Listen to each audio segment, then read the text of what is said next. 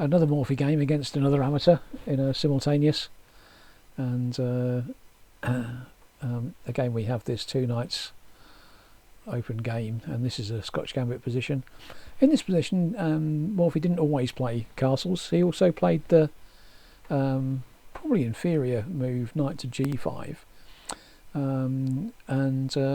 but that's tricky, right? Well, you've got to know how to play against it, and it's not obvious how. Black played sensibly at the counter in the middle with d5. E takes d5, and now knight takes d5. Surely the most natural move on the board, but not an accurate one, and it's not easy to see why unless you've seen this idea before. Castles, bishop e7, chasing the knight away, but the knight only comes in and takes on f7. If you know the fried liver attack, this is the fried liver sacrifice essentially, and but it's in a much better position for white than when it arises in the 2 knights defence.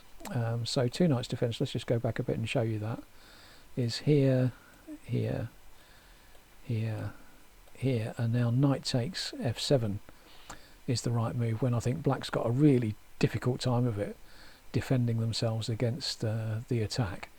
After king here, queen check, the king has to come to e6 of all squares to try and defend the piece and not lose immediately.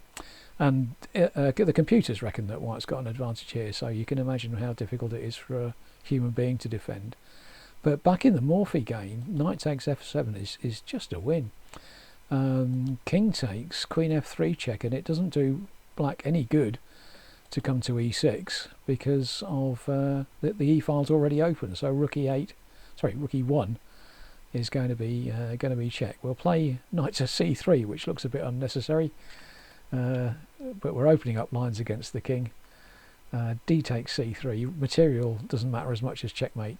And what do they say? Any scalp is worth the price of any piece is worth the price of the enemy king, something like that.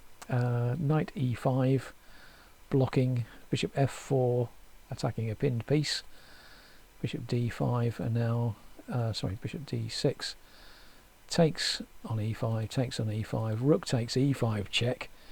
Morphy can't wait to give away more material, can he? But every time he does so, the king loses more defenders, and white's still got pieces to bring in.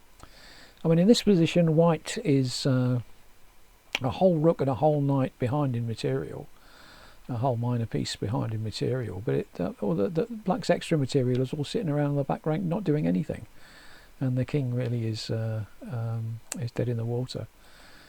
King to d4, bishop takes d5, and if black captures back with the queen, then it's simply checkmate on the next move with what move? Can you see it? So rook f8, bishop takes d5 and rook f8, and it's now mate in 4, says the machinery. Queen to d3 check, king to c5, b4 check, opening up lines again against the king.